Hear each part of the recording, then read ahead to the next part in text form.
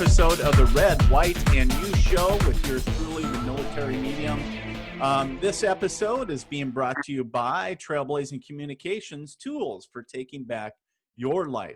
Today, on this episode, we are talking with David Jordan, co-founder of We Got Your Six and owner and founder of the Patriot Sandwich Company, and of course, fellow Army veteran. David, welcome to the Red, White, and You Show. Hey, thanks for having me. Absolutely. So let's talk a little bit about, share with the listeners and viewers a little bit who David is, a little bit about your background, and then we'll get into We Got Your Six and the Patriot Sandwich Company. But, first tell us a little bit about you. Well, I did 12 years. I come from a long line of military. My grandfather served with the Army Air Corps. Oh, wow. My dad was a Marine. I had another uncle that was a Marine. I had an uncle that was Navy. So, I come from a long line of military. So me joining the military was almost, tradition. But even though I didn't join until a lot later in life, I wish I had joined earlier, but I didn't join until I was in my 30s. But did 12 years between active and National Guard, active duty National Guard time. Did one deployment to Iraq. We were at Camp Buch, Iraq back in 08-09, around the time that we were starting to turn it in from Operation Iraqi Freedom into Operation New Dawn. And we were out there, Camp Buch out by Basra. So it was a little detainee camp. So we used to treat Iraqi prisoners and stuff. Sure. Okay. Very cool. So, so you get out and, so bring us forward a little bit to where you are today. You got out, and where are you now? I am now living in Texas, and as you said earlier, I'm co-founder and executive director of We Got Your Six, and I actually, because We Got Your Six doesn't get government funding, all of our money comes from private donations and fundraisers that we do.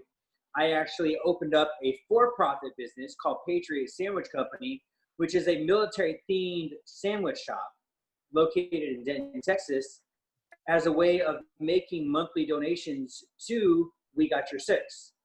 Interesting.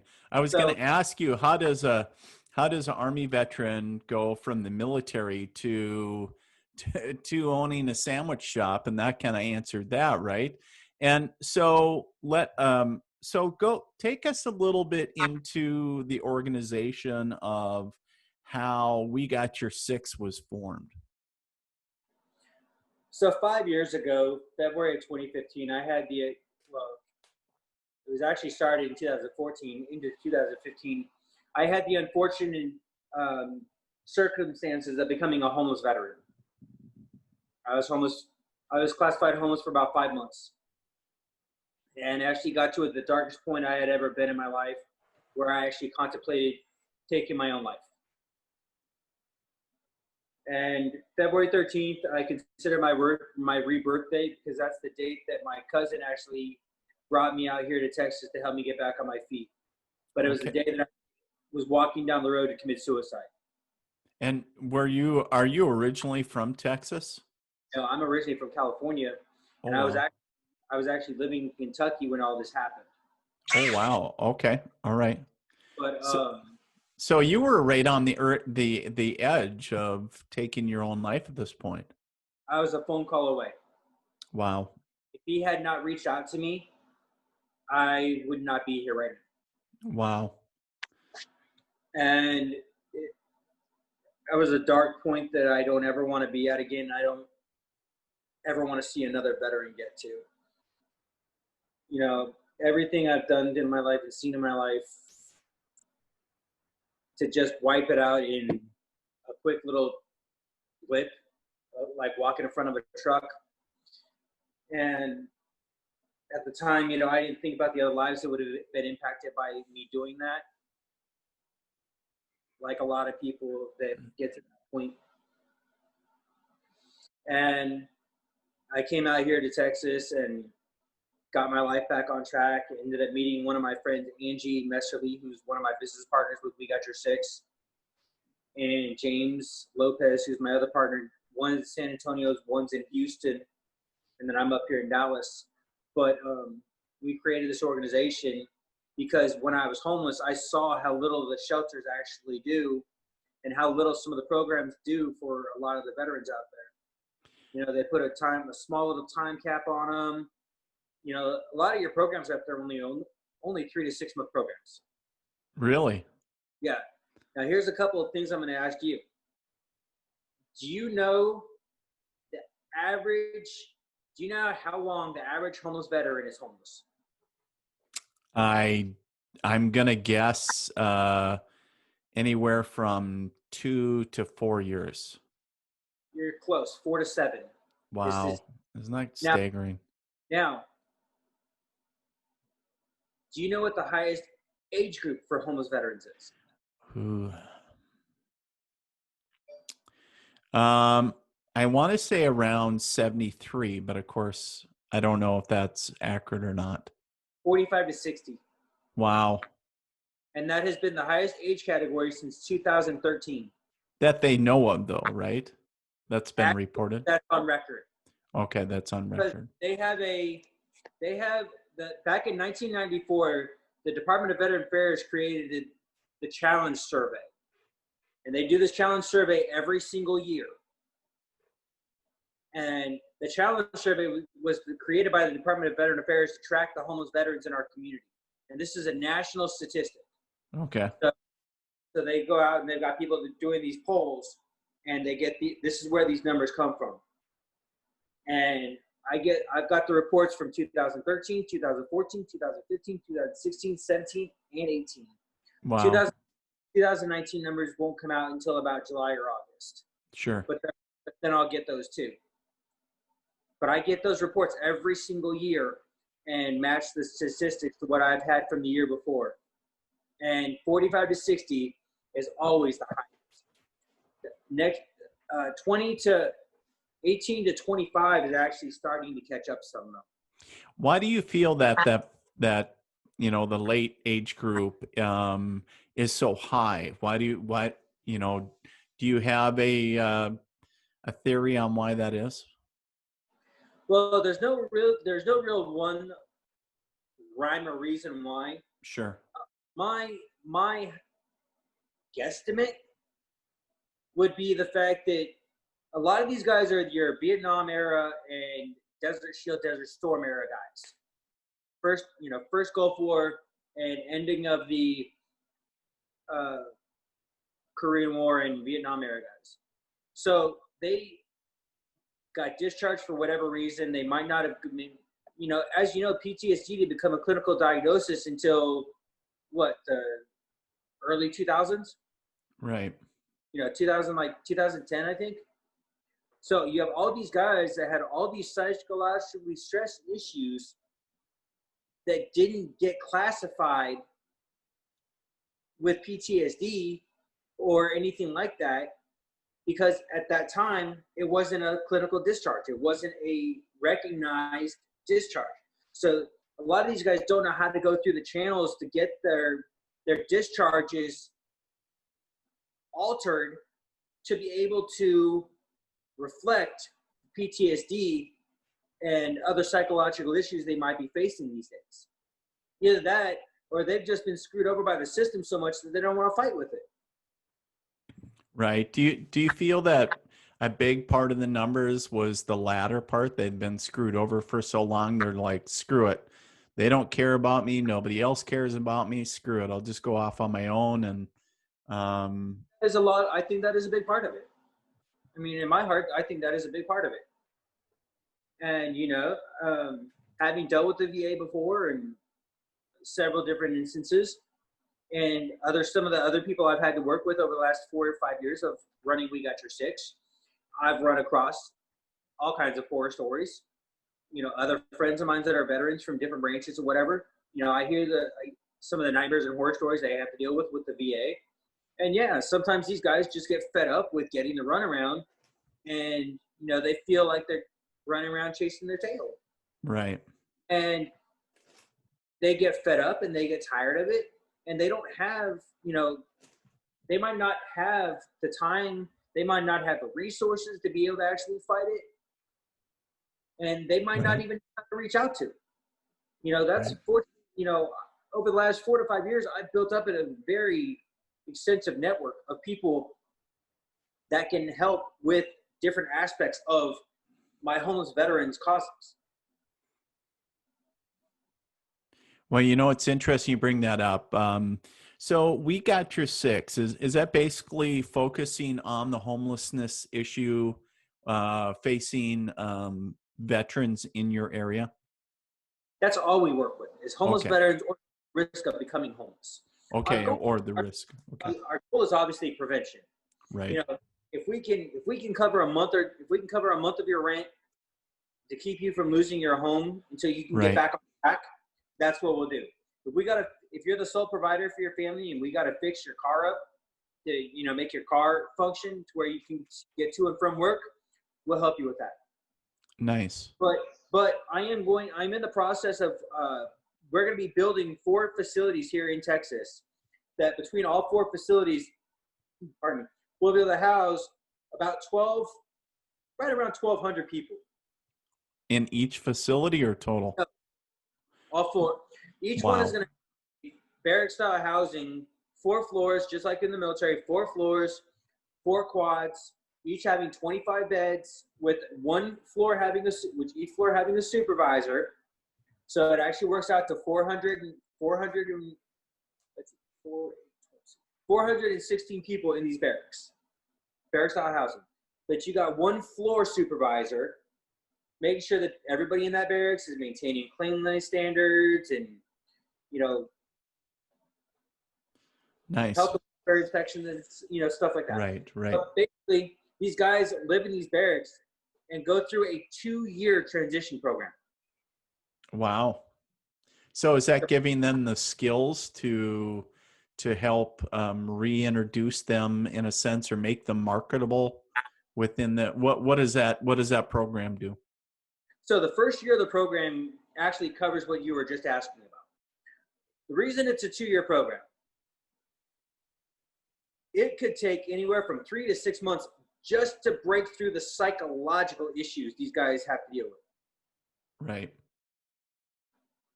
Who knows what they dealt with in the military? Who knows what they dealt with since they've been out?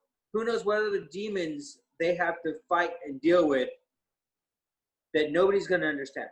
So the first year of the program is solely focused on the veteran, and the first year is completely free of charge, and I'll explain all that in a second. But the first year of the program is designed to help with counseling, any drug and alcohol addictions they have, if they want to learn a trade skill, or if they need brushing up on their resume and interpersonal skills for being able to interview. We will actually hold resume building classes and interview classes and help them with that. We've got different degrees of being able to get them into trade programs like HVAC, plumbing, welding, roofing. I've got friends in solar power. I've got friends in construction. I've got friends in lots of different industries that are willing to train people as long as they're willing to pull their head out of their fourth point of contact and actually put some dedication to it. Right.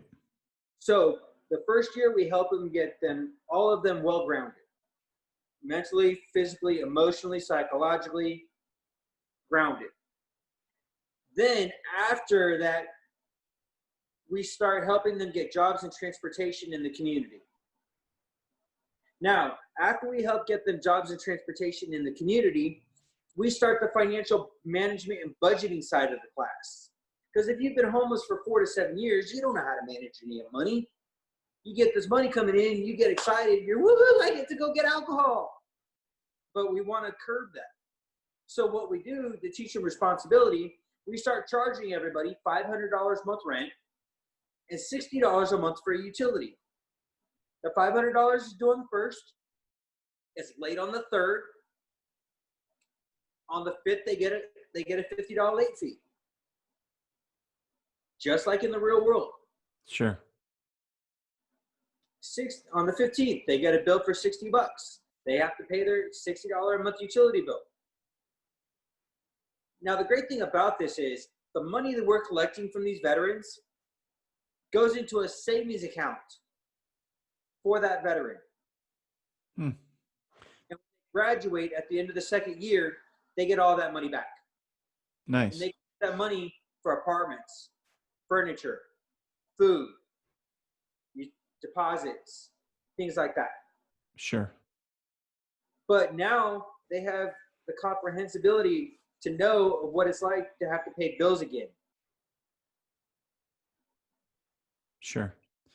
Reintegrating them back into society, and what about the folks that some would say, David, some would say that there's the veterans out there that you know we'll just say their psychological challenges are under control, right? If they're dealing with any, but maybe for some, maybe they're in a situation where they fell through the cracks because their physical challenges. Maybe they were disabled in the military or whatever the case is. They couldn't draw the, disability pay or whatever the case is. What about those folks? Is there like an adaptive, program for the folks that kind of need a different, how do you want to say, almost a different approach to the program for adaptive need individuals? Yes. What we do is you have two types of homeless. You have homeless by choice and you have homeless by circumstance. Homeless by choice are the nomads. They don't want any type of responsibility. They like being able to come and go as they please, and they don't want anything. They want to be on their own. Sure. Then you have those that are homeless by circumstance, like I was, that want to change their situation, but they just haven't been able to find the right door that's been open. Those are the ones that we work with. So yes, what they do, there's a three-part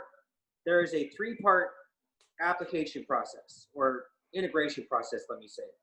So they have an application they fill out. Application goes to the board, and the board reviews them. And if we feel they're sincere about wanting to change their situation, then we do a panel interview. And the panel interview consists of the 3 board members, which are veterans, and then the 4 advisory board members that we have. So you have an odd number. So Sure. you always have one swaying vote. Sure. But the advisory board member are primarily made up of civilians. So therefore you get the civilian side and the military side, both Sure. asking questions. If the board's vote in favor of bringing that person into the system, then we will take them and to get them a physical. We'll find out their medical history, and we'll get them a physical to find out what they can do and what they can't do as far as chores and stuff like that, and some of the other revenue sources that we have on the property that the veterans will actually be responsible for maintaining. So as far as disabilities and things like that, we will work with them as long as they're willing to work with us. Right. You shared some of the revenue sources on the property. What are those? Is there some businesses that will be veteran run that is planned, or is that already existing? Or no, well, what we're going to do is we want to make all the properties self-sufficient. So we're actually, all the properties that we're looking at are a minimum of 50 acres and upwards of possibly a couple hundred acres. And what we're going to do is properties are going to be divided up. There's going to be a housing section, but then we're also going to take part of the property and we're going to grow our own wheat and hay. nice. Which Okay. are two crops that we can grow year round here in Texas. So the veterans would be tending to the fields. We're also going to have fences that they're going to have to paint and mend and repair. We're also going to have apiaries. So we're going to have bees on the property. So we're going to produce our own honey. And we're also going to have hydroponic gardens. So we're going to plant, grow, and harvest our own food. So they're going to have to tend to the gardens. The fruits and vegetables that we don't use on the property, we will bag up and we will take out the farmers markets and we'll sell under the Veterans Love label, which is our own private label that I've been creating. We're also going to take some of the fruits that we don't use on the property and sell them and we're going to make our own jam and jelly line. Nice. Okay. So we'll have our own jam and jelly line. We'll have our own honey line. And the byproducts from the bees and honey, we can actually turn around and sell to the makeup companies to be able to use for their makeup. Nice. So there becomes another revenue source. And the veterans are the ones doing all of the work. And it gives them a sense of ownership, a sense of pride, a sense of accomplishment, and a sense of belonging, like when they were in the military. Nice. So you talked about 4 facilities, very similar to the one you're talking about. Um, there's a substantial cost in the buildup and everything. Is there partners that are coming in to help stand these facilities up? And if so, when are these facilities scheduled to be online and start supporting veterans? I'm actually working with a potential investor right now who's interested in supporting the first Heroes Village, which is what we call our housing program. We're still in negotiations on the financing side of it. Sure. But one of the ways that we have of helping sustain the cost of this is we will give companies or individuals. I actually have one individual who's interested in donating the $10,000 for one of the houses. Each one of the solar powered tiny homes costs about $10,000 to make. Okay. So what we do is to help supplement some of that cost is, let's say I talk to American Airlines. Say, hey, would you be interested in sponsoring one of these homes? They cut a check for the $10,000. We put their name on that house. Okay. So now the American Airlines house on Heroes Village, they're constantly getting recognition by being part of the Heroes Village through We Got Your Six. Sure. So not only is it a great tax write-off for them, but they're getting great publicity on helping solve a problem. Right. Now you talked about these tiny homes with solar power. Now, are these the same four-story buildings that you were talking about? Sounds like 2 different platforms here. Yes. So the Heroes Village I'm working on right now is going to be what we classify as our training facility. It'll be 21 solar powered tiny homes, so it'll be able to house 21 people. And then we'll have a small community center, and we'll have a small trailer that's got classrooms in it, so they can go through their classroom training, and they'll have a community room where they can go shoot pool, watch movies, and have social time. Sure. The smaller facility is only going to have 21 because we want to be able to take any new staff that we train and train them at the smaller facility before we move them to the larger facilities. Got it. Now, the larger facilities are the ones that I was saying are going to be able to house about 400 because they'll be the barrack-style housing. So Okay. we actually have 2 different types of plans put in place. Got it. Let me ask you, so you have this great, We Got Your Six, Heroes Village, all that. You got a lot of irons in the fire going on with that. That's awesome. Then you decided to start a sandwich company to support the We Got Your Six. Bring us into that. That's so cool. Okay, so, like I said, we don't get government funding. All of our money comes from private donations and fundraisers. And I started thinking about it one day, and I'm like, you know what? I was working for my business partner as a personal assistant, and I just felt like something was off, and I'm like, I've got to come up with a way for We Got Your Six to have a constant revenue source, because our money's coming in so inconsistently. Sometimes I can't help as many people as I want to help or anything like that. So I started thinking about some of the different ideas that were out there. And I'm like, something I've never seen is a military-themed restaurant, like military-themed sandwich shop or anything like that. Right. And I wanted to do something that I knew would be low overhead, that everybody would like. Everybody likes sandwiches. Right. But I didn't want to be a sub shop because you got Firehouse, you got Jimmy John's, you got Jersey Mike's, you got Subway. Mm-hmm. But how many places do you have that actually go back to the old deli style tradition of making sandwiches? So that's what we did. So I created a very simple menu. It's 9 sandwiches. Each sandwich is kind of poking fun at the military. But the decor is what really gets people. Because when you walk in, the restaurant is painted for all 5 branches. Every branch has its wall. You got the Army, then the Navy, then the Marines, then the Coast Guard, and the Air Force, because I put them in the order that the branches were created. Sure, sure. So the Army wall is gold with a black border. Okay. Navy is blue with a gold border. Okay. Marine Corps, scarlet with a gold border. Coast Guard, red, white, and blue. White wall with red, white, and blue lines of border.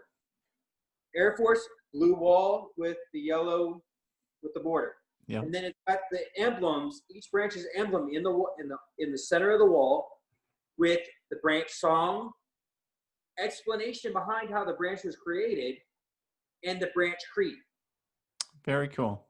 And then I've got pictures from different genres of the branches all over the walls. So it's not any one era. It's Sure. all of the. And then all of my tables are actually shadow boxes. Oh, very cool. So I've got memorabilia inside the tables that you're eating at. So when you're sitting at this table enjoying your food, you're actually looking at memorabilia that belong to somebody. Like I've got a document in my restaurant from the Army's 5th Cavalry Division dated 1891. Wow. I've got a set of spurs from 1916. We have a book that has the chronological history of World War II that a military historian brought into my shop. And every day we opened it up and we turn a page so somebody can read something different when they come in. Cool. I've got World War II Army dress uniform on a mannequin in my shop. Every table has something from one of the different branches of the military. And so we have the serious side with the museum side of the shop. Sure. So that's why I created this menu to have a little bit of fun with it. So we got the number 1 and number 2 are my meatball subs.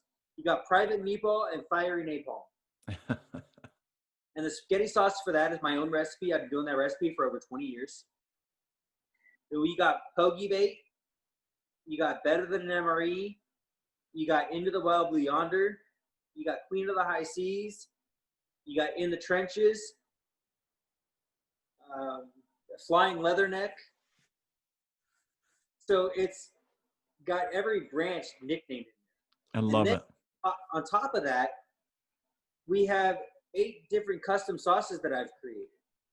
They give you a dining experience that you're not going to find anywhere. So let me ask you, David. I mean, you got a lot of stuff going on for sure, and I think it's just awesome. How did you get into, like, I get it that you had like, hey, but do you have any background in restaurant or you were like, screw it, let's just do it?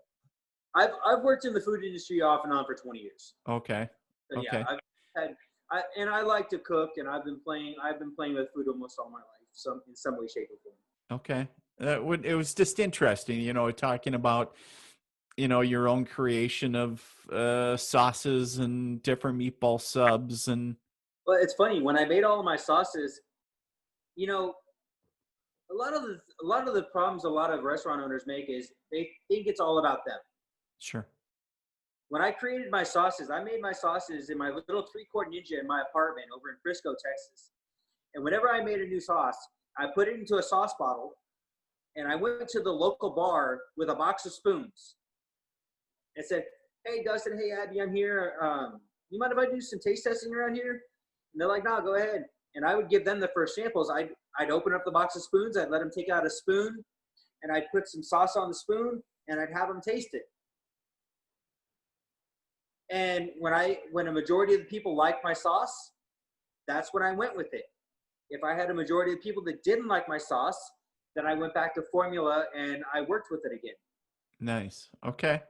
So I created the sauces, but the public chose my sauces. Right. So like my first sauce, avocado, blue guava, pomegranate. First sauce I made. Everybody laughed at me and said, "Oh, well, that's not even gonna taste good." But then I fell in love with it. Right. Then I got my sweet sriracha, my honey smoked mesquite barbecue. The next two sauces really get people: the Bunker Buster and the Hellfire. That's my ghost pepper mango pineapple, and my ghost pepper habanero mandarin orange. Okay. Is that super like, is it just like it sounds like super spicy? The Bunker Buster is not too bad. It's because of the pineapple and the mango. It's sweet, but it's what you call a sleeper sauce. Oh, So okay. you put it on there and you taste the mango and you taste the pineapple, and all of a sudden the ghost pepper just starts sneaking up on you, and it's got a little bit of a zing to it. I ain't gonna lie, but the Hellfire is the sauce that will really kickstart your motor, because that one is ghost pepper, habanero, and mandarin orange, and we actually grind up ghost pepper and habanero in the Wow. shop. Make it. All of our sauces are made fresh in house. Then we have the stinger sauce, which is our honey and mustard horseradish. Then we have a basil parmesan ranch and a garlic bacon blue cheese. Nice. And now here's the funny thing about our sandwiches. So every place has large, small, medium, extra large, right? No, we have the officer and the enlisted. I love it. Our officer sandwiches are only 6 ounces of meat and cheese. You know why? No. Because officers don't do anything but sit on their butts all day behind a desk. I love it. The enlisted sandwiches are 8 ounces of meat and cheese because the enlisted do all the work. Nice. And that's actually how my staff explains it to people. Nice. I love it. So how long has Patriot Sandwich Company been around? When did you actually start it up? February 10th. Of this year or of this year? Yeah. Wow. Sorry. One of my employees just tried to call me. That's all right. Just had to let him know I was in an interview. That's all right. So I started working on this in October. Okay. August. Patriot Sandwich Company became formulated August 18th of 2019, and I opened my first restaurant February 10th. Okay. Now you said your first restaurant. Is there more than one? No, but I plan on opening more. Okay. Very cool. Very cool. I wish I lived in the area just to check it out. And one of the things I got to add is, on social media, I noticed, because I'm a gluten-free guy, right? And I noticed you have posted that, hey, you try to cater to everybody, even if they have food allergies. And one of the things I saw that you had gluten-free bread and everything. So I just think that's awesome that there's so many diverse needs in the world. Well, and the thing is, when I was trying to create this, I know there's a lot of people with different dietary needs. Sure.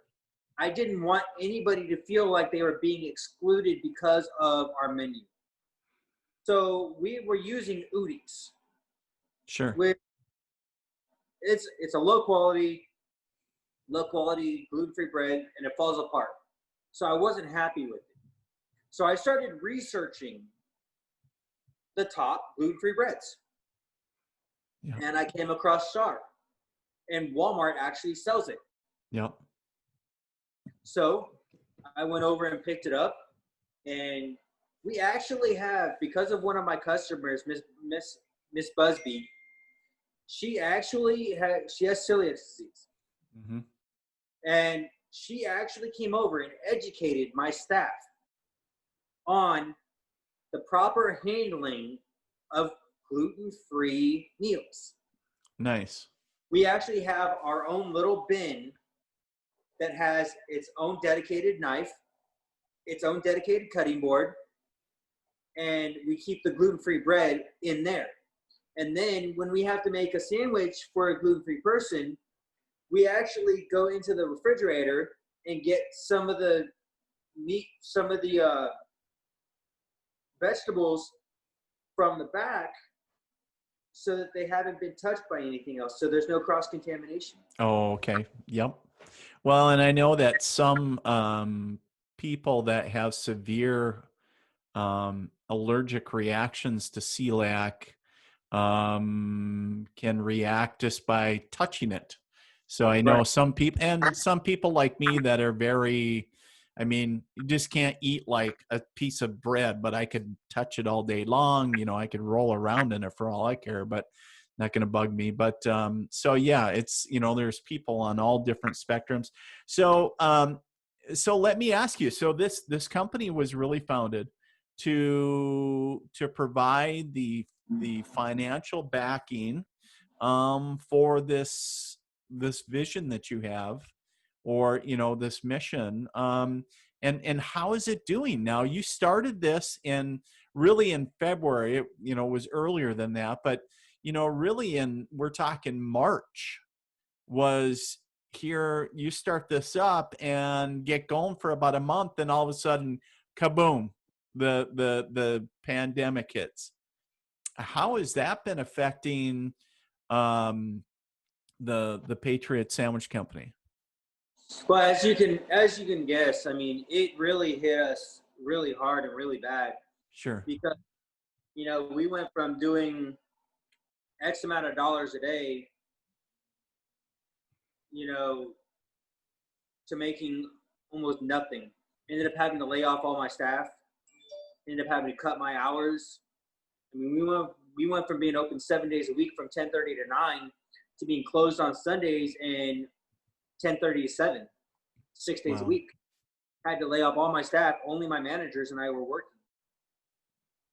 And I mean, we were scared that weren't going to survive it. Sure. You know, Sure. fortunately, I've got a lot of loyal supporters and a lot of friends here in the area that helped make sure that we survived. Right. You know, Right. they were coming in and they were sending people and saying, hey, you got to support this guy because of everything he does. Nice.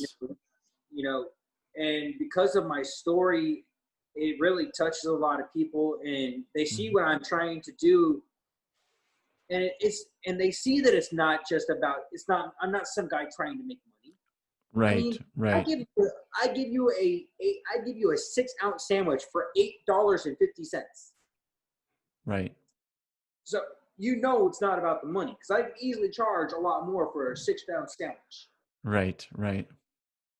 I want to give people a value for them, and I want to give them something that they don't get to experience. Right.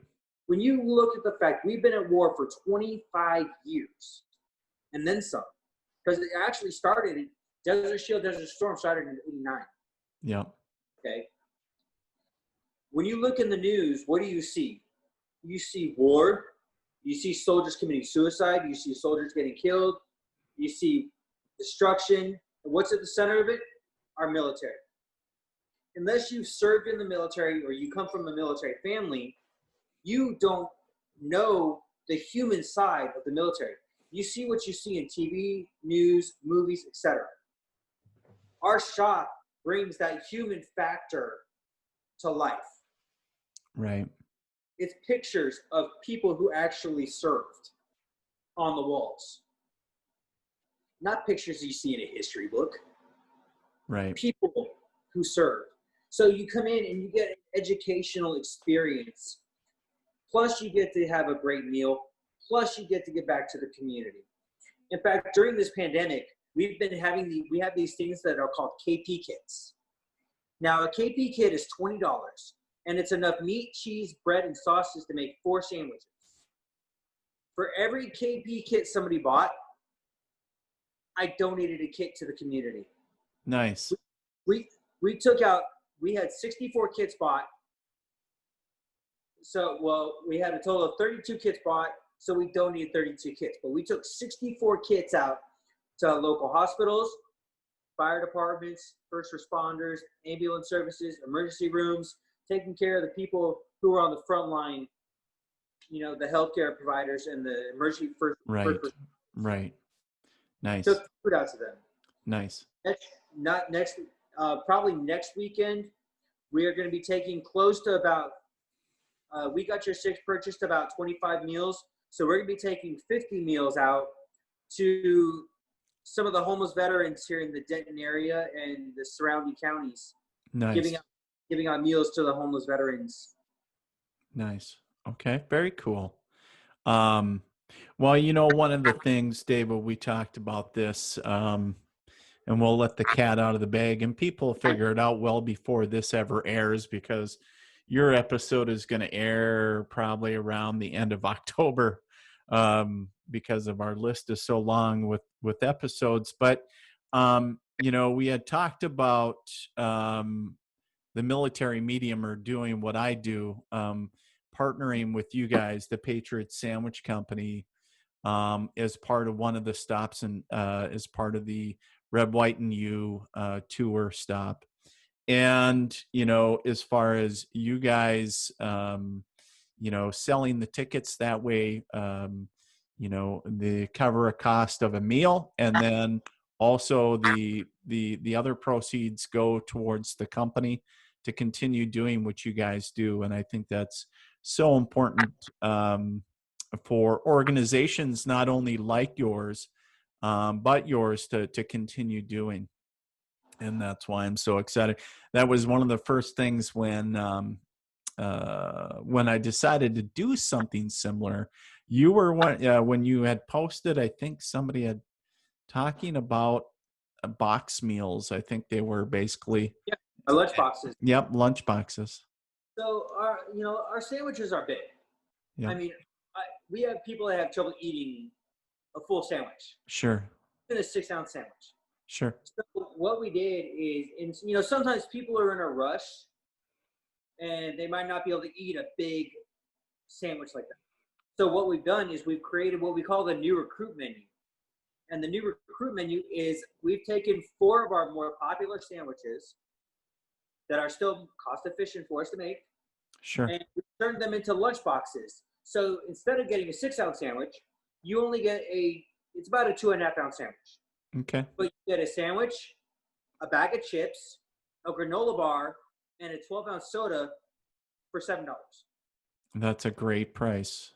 I mean, where around the country you'd be hard pressed to get a meal for $7.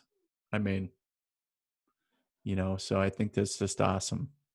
So, but David, if folks want to check out, maybe they're in the Denton area, the Dallas-Fort Worth area, they want to check out where Patriot Sandwich Company is, how can they do that? They can look us up on Facebook. They can look us up on Twitter. They can go to patriotsandwichcompany.com. And we are located at 1507 South Loop 288, Suite 203 in Denton, Texas. You'll usually see my We Got Your Six truck there. If my We Got Your Six truck is there, then I'm there. Okay. And that's pretty much every day, right? 7 days a week. Yeah. What about if they want to check out We Got Your Six? Perhaps they're in a position to donate. If they want to just maybe just follow you guys and see what you guys are doing, or maybe you know, yeah, maybe they want to help in some way. How can they do that? Yeah, they can go to wgy6.org. We're also, again, we're on Facebook, LinkedIn, Twitter, and Perfect. They're more than welcome to get a hold of me and follow me on Facebook, and they can see some of the stuff I'm doing. And you know, we love having the community get involved. If you're here in the Denton area or even in the DFW area, you know, we hold hold events or participate in events all throughout the year, and Okay. I love having people get involved with some of the things we're doing. Come out, help us hand out meals, help come prepare meals, help, Nice. just come out, come do some of the outreach. I actually get tickets for the Texas Rangers every year. I choose about 4 games to take, and I take homeless veterans out there. Sometimes I need help getting these guys rides to the games. If Sure. you're willing to help shuttle, if you're willing to help shuttle some of the homeless veterans to the games, I'll cover your gas. We like to get these guys out of the shelters and off the streets and just get them Right.